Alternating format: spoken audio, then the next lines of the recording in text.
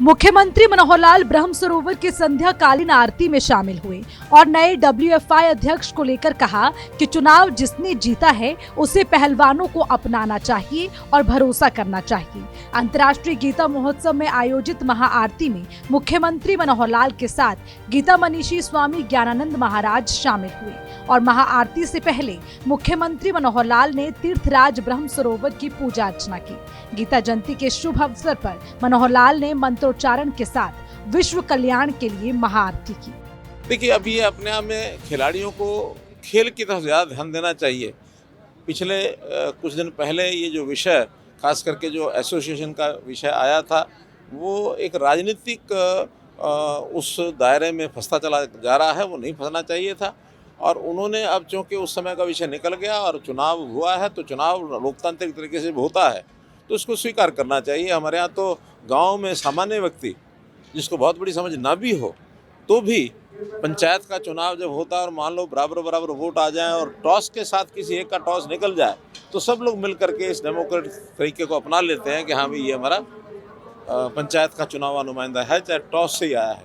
लेकिन यहाँ तो वोटिंग के बाद अगर कोई एसोसिएशन चुनी गई है तो उसको मान लेना चाहिए। अगली बार अपने प्रयत्न करके दोबारा से किसी को दोबारा करना चाहिए, कोई दिक्कत नहीं। वहीं रेवाड़ी पहुंची सांसद बोर्ड की सदस्य सुधा यादव ने खिलाड़ियों को पद्मश्री वापस लौटाने पर अपनी प्रतिक्रिया दी। कहा, खिलाड़ियों को किसी पर तो विश्वास करना ही पड़ेगा। सुप्रीम कोर्ट की बनाई हुई कमेटी इनके बताए विषय पर जांच कर रही है। साथ ही तत्वाधान में चुनाव हुए हैं और किसी चुनाव को तो जायज मानना ही पड़ेगा। खिलाड़ी जो व्यवहार कर रहे हैं वो बेहद ही गलत है और 22 दिसंबर को बजरंग पुनिया ने पद्म विभूषण लौटाने का कदम उठाया, वो भी गलत था। उन्हें पहले विचार करना चाहिए था। विपक्ष इस बात को लगातार तूल दे रहा है और राजनीति भुनाने का काम कर रहा है और कांग्रेस के दिग्गज नेता भूपेंद्र सिंह हुड्डा और दीपेंद्र हुड्डा का हाथ इसमें ज्यादा नजर आता है। हालांकि पहले घर के अंदर मीटिंग होती है और फिर बाहर आकर कोई जूते तो कोई मेडल फेंक देता है। किसी पर तो विश्वास करना ही पड़ेगा। सुप्रीम कोर्ट की कमेटी बनाई गई, सुप्रीम कोर्ट के अंदर और जो विषय उन्होंने उठाए उनकी जांच भी चल रही है और कमेटी ने के तत्वाधान में चुनाव हुए हैं। किसी तो चुनाव को आप फेयर मानेंगे कि हाँ भाई, ये चुनाव फेयर है और इस तरीके का आप व्यवहार करते हैं, ये बहुत गलत है।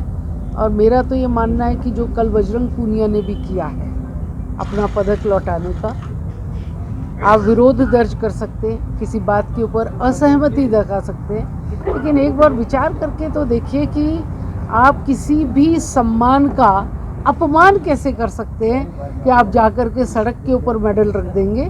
तो ये उनको भी सोचना चाहिए, कुछ चीज़ें उनको भी सीखनी चाहिए। और मुझे तो कभी कभी ऐसा लगता है कि हुड्डा जी और उनके बेटे का हाथ ज़्यादा दिखाई देता है। पहले उनके घर पर मीटिंग करते हैं और फिर बाहर जाकर के कोई जूते फेंक देता है और कोई मेडल फेंक देता है। इन दोनों बातों में एक ही चीज निकलकर सामने आती है, पहलवानों को विपक्ष अपनी राजनीति के लिए बरगलाकर हथियार के तौर पर इस्तेमाल करने का काम कर रहा है। ऐसे में पहलवानों को और पहलवान संगठन को जागरूक होने की जरूरत है। सूर्या समाचार के लिए कुरुक्षेत्र से अशोक यादव और रेवाड़ी से नवीन यादव की रिपोर्ट।